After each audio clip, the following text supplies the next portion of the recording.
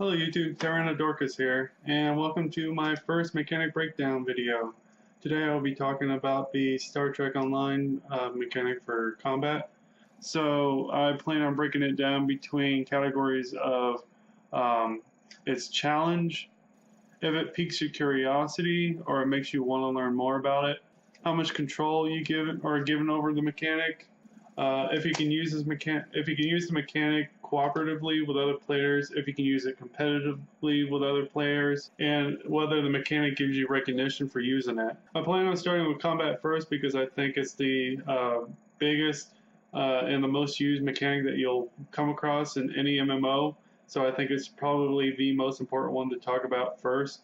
So to start off with the combat, is it challenging? I believe it is challenging, mostly due to the depth that the mechanic gives you. It gives you a few abilities to start off with your bridge officer, and it gives you a couple or one to start off that is given to you based off what class you chose. Later on, whenever you level up your bridge officers, gain more bridge officers, and get levels yourself, you'll come across more abilities. There was a new patch out, I have to say, I didn't fully get into yet, that updated getting the abilities for your bridge officers. From what I've read, that you can get more of the abilities, so hopefully that sort of got rid of the requirement of certain abilities requiring a certain class to have. I'm not 100% on that sure yet. I haven't been able to get that far with the new system. From what it looks like, the class skills are still as easy to get, or at least a majority of them. You grab a tome or a skill booklet, and you teach that to whatever bridge officer you want, and they'll know it forever. For right now, the challenge of it is mostly due to the complexity and the depth that the mechanic lets you get into it. How the skills are broken down is you have your three bridge officers. You have your bridge officers, and they're under different categories between science, engineering, tactical, intelligence, and now the new commander, the commander one. But I will talk on the main three, science, engineering, and tactical. The depth itself comes to how to equip those officers out for both ground and space. You can you have so many limited slots into your spaceship itself, so that will get back into the control mechanic, how much control you have over the mechanic again. The amount of control you have over the mechanic itself, it allows you to put whatever abilities you want into the slots that you need for that tier that you have available to you. It's broken down to 4 tiers for your bridge officers, and yourself, you are given a new ability every few levels or so. And the ships that you have, they're broken down into certain categories of ships. So you have your ship may be themed more towards engineering, so it has more engineering slots and engineering consoles. Some ships have the new abilities like the intelligence and the commander abilities. Depending on what kind of build that you want is how you want to train your bridge officers, and then what skills they'll have available to you on the ship. Now, where they limit you is how many slots they have on a ship. So complexity is that you may have a certain build that you need more shield abilities. You have to grab more of the abilities for the shields that work well with each other. So, and there's some redundancy in certain skills. So there may be a shield ability on the science and a shield ability on engineer that work very similar to each other. The reason why there's a redundancy there is sometimes you may not have that slot in the science, so you have to put it over into the engineer since you have that slot open. Overall, you're given 4 tiers for your bridge officers. The abilities tend to span between 2 to 3 tiers each. The complexity there is sometimes you may only have the one tier 4 slot, so you have to be very mindful of what you put there. And then you have only so many tier 3 slots, you have a lot more tier 2 slots, and you have a bunch of tier 1 slots, so you have to sort of span the abilities over.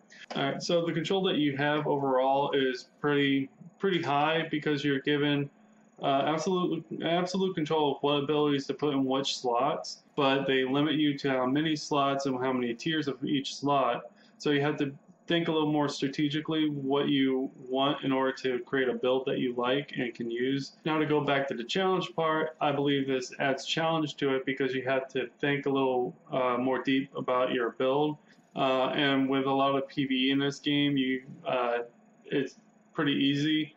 There's certain PvE much in the later part of the games that does get a little harder.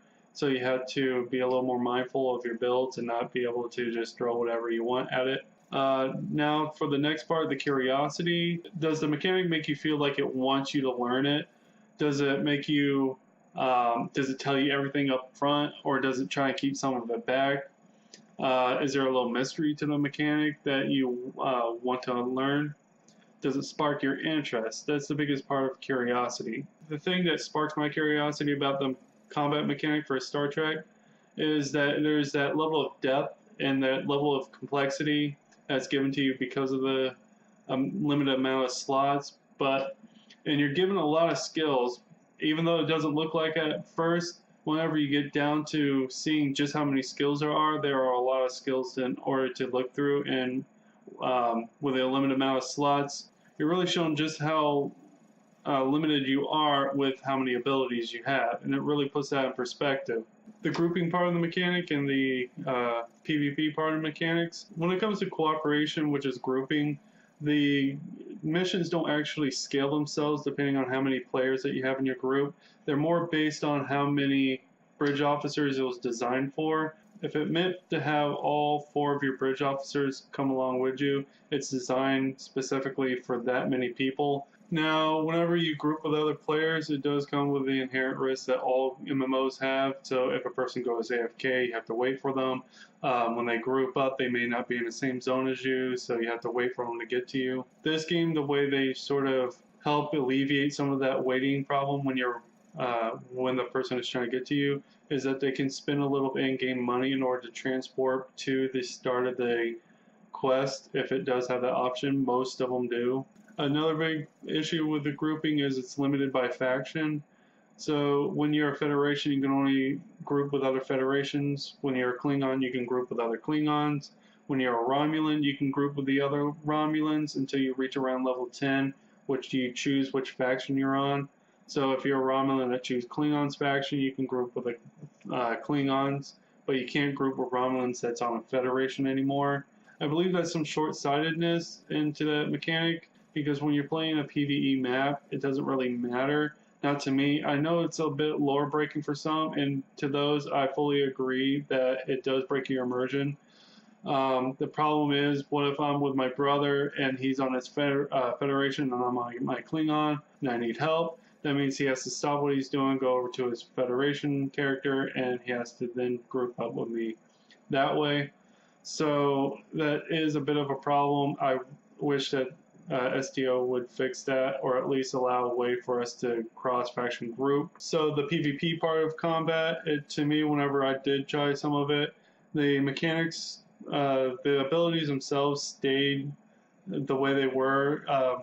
What you can use on an NPC, you can use it on the player as well, and the effects stay the same. So like in games like EverQuest, where the mechanics are different versus what you use on an NPC versus what you do on a player, I think WoW does this as well. They sort of split the combat abilities between PvP and non-PvP uses. In STO, it looks like they keep them together. They're the same abilities. They use the same effects. They do the same thing on a player as they do an NPC. Now, I thought this was pretty cool. It's something I really liked about the PvP part of it. And then on to last but not least, recognition. How does the mechanic recognize you for using it? So how combat is recognized is that whenever you defeat an enemy, you're given items, you're given EXP, you can continue on with the quest. There are no real vendor trash to this game, so the amount of loot that you gain from drops is pretty sparse, but to me it just seems very low end because you can usually buy something better on the market and pretty cheaply. And the amount of EXP that you gain from fighting isn't as much as doing quests, so it's a lot better just to do the quest in order to gain EXP for levels. So to me, whenever you're doing combat, it's always more intrinsic of a reward to me.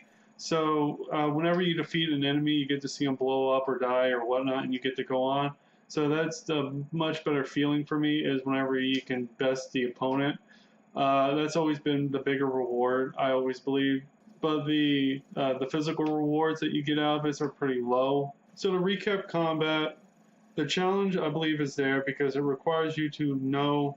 It requires you to learn in order to become better at your build, or create your own builds. The curiosity is, I believe it sparks curiosity in order to make you want to learn more. There's a lot of depth and complexity to combat. Control, you're given a lot of control, even though some of it's limited. I believe it's smartly limited in order for you to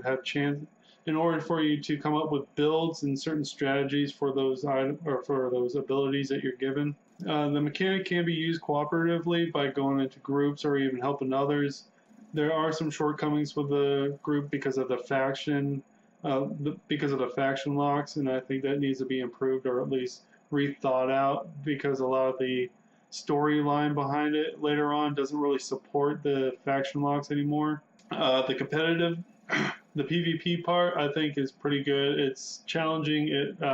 It requires you to learn even more into the combat system, so that brings up the challenge even higher. And the recognition seems to be a little low. I wish it would give you a little more recognition besides just experience or like some random loot drop that seems to be low most of the time. So that's my first mechanic breakdown video. I hope to refine it some more. I hope to get more in depth with other parts of the STO's mechanics. Other than that, I hope you found this informative. If there's any suggestions that you have for me, something that you think I've missed or would like to correct me on, please let me know. Send me an email. You can put it down in the comments. If you would like another mechanic talked about in Star Trek, please let me know, and I'll look about doing a video on that. I love talking about mechanics. It's something I really enjoy going through in the games. I believe that's what makes or breaks games, is usually mechanics. Some people like graphics, some people like story, some people like the settings. For me, it's usually mechanics is what I love about games. So when a game has a real interesting mechanic or a real bad mechanic, it's something I want to get into and either break down in order to figure out why it's bad or why it's good. So please let me know, what would you like to see? What would you like me to break down for you? If you can let me know some comments. If you can also give me some suggestions on how to refine this, please let me know. Other than that, thank you for watching and have a good night.